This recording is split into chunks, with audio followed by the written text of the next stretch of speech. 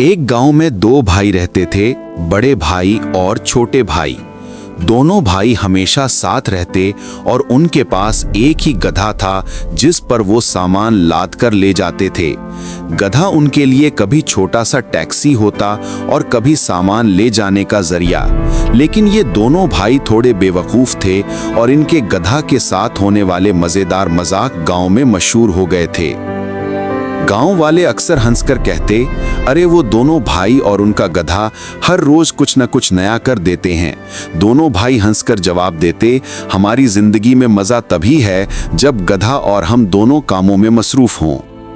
एक दिन दोनों भाई को शहर जाना पड़ा। बड़े भाई ने सोचा, मैं गधा पर बैठूंगा और छोटा भाई पैदल चलेगा। छोटे भाई ने भी मान लिया। दोनों ने गधा को तैयार किया, सामान उस पर लाद दिया और शहर के सफर पर निकल गए। जैसे ही वो रास्ते पर निकले, कुछ लोग उन्हें देखने लगे। एक छोटा सा बच्चा और उसकी माँ ने कहा, अरे भाई, ये क्या हो रहा है? बड़े भाई गधा पर बैठा है और छोटा भाई पैदल चल रहा है। कितनी बुरी बात है ये। बड़े भाई को ये बात सुनकर शर्म आई और उसने छोटे भाई से कहा, चल बेटा, तू गधा पर बैठ जा। छोटा भाई खुशी खुशी गधा पर चढ़ गया और बड़े भाई पैदल चलने लगा।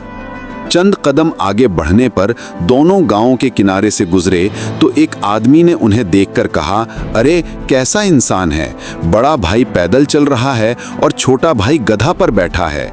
उसने ये भी नहीं देखा कि बड़ा भाई कौन है। बड़े भाई और छोटे भाई दोनों इस बात से परेशान हो गए। बड़े भाई ने कहा, अब क्या करें, हर तरफ से शिकायतें आ रही हैं। छोटे भाई ने जवाब दिया, चलो दोनों गधा पर बैठते हैं, शायद लोग फिर कुछ ना कहें। दोनों भाई गधा पर बैठ गए। अब दोनों गधा पर थे।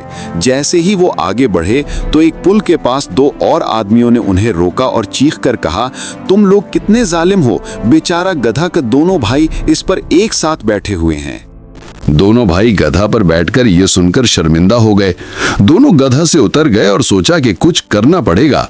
दोनों ने एक लंबी डंडी उठाई और गधा को उल्टा बांध दिया। एक भाई ने गधा का एक सरा अपनी कमर पर और दूसरा भाई दूसरा सरा अपने कंधे पर रखकर उठा लिया और चलने लगे। अब शहर का सफर वाकई मजेदार हो गया। लोग रास्ते में हंस हंसकर लोटपोट हो रहे थे। एक तरफ गधा होता है और दूसरी तरफ दोनों भाई उस गधा को उठाए हुए पैदल चल रहे थे। लोग सोच रहे थे, ये दोनों लोग पागल हैं या जीनियस। दोनों भाई अब वाकई तंग आ गए। उनकी हिम्मत खत्म हो रही थी। तभी रास्ते में एक बुजुर्ग आए। बुजुर्ग ने उन्हें देखा और प्यार से कहा, बेटा, लोग हमेशा कुछ ना कुछ कहेंगे। चाहे तुम गधा पर बैठो या पैदल चलो या गधा उठाओ, लोग हमेशा बोलेंगे। तुम्हें उनकी बातों का दुख नहीं होना चाहिए। जो तुम्हारा दिल कहे वही करो।